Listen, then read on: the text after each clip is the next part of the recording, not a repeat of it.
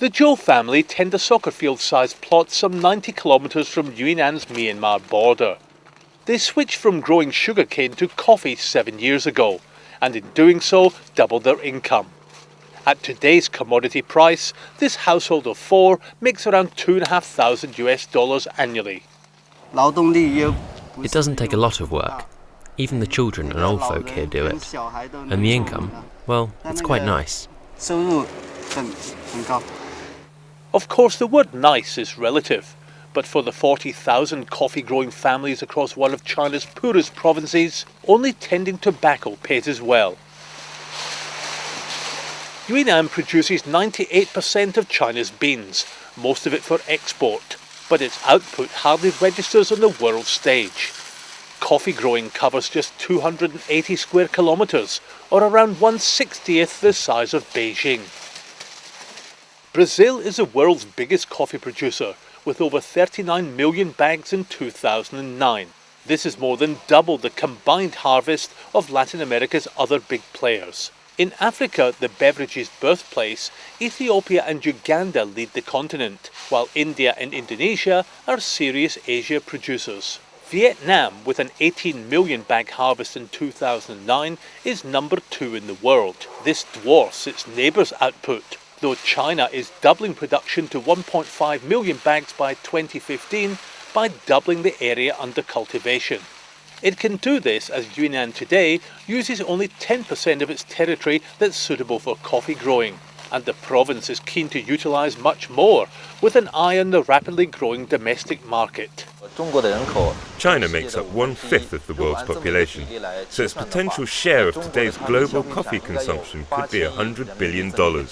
But at present, the Chinese consume just around $4 billion of coffee products, so there's good potential.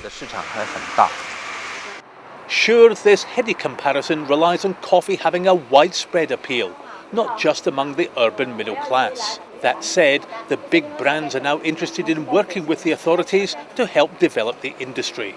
This will help the Yunnan coffee industry with regard to planting technology and management.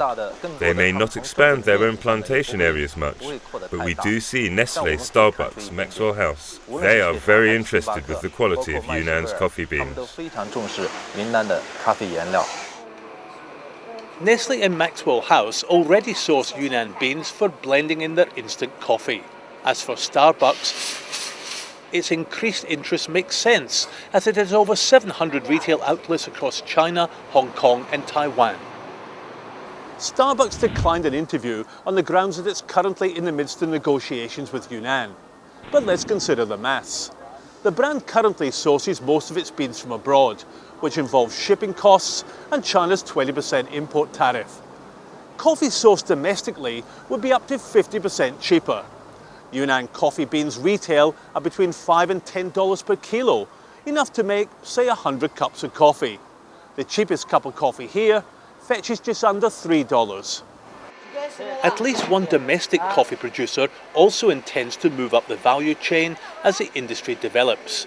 De Hong Hogood is evolving from being a bean supplier to Nestle to developing its own brand of powdered instant coffee. A state-of-the-art 10,000-tonne annual capacity production line will be operational in 2012. The company is now preparing to become China's first listed coffee producer to fund further expansion, serving the export and domestic markets.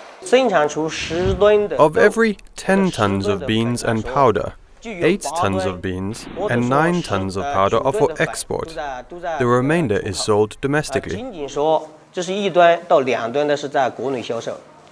Clearly, this local company believes profits are to be made competing elsewhere, mainly in Asia, rather than banking on China's own consumer market. Come 2015, China could start to bother other producers in the region, notably Indonesia and India. The industry as a whole will surely be hoping that the middle classes continue to expand in developing countries and that they'll add coffee to their shopping lists. This way, as China's supply grows, growing demand should maintain a worthwhile commodity price for all.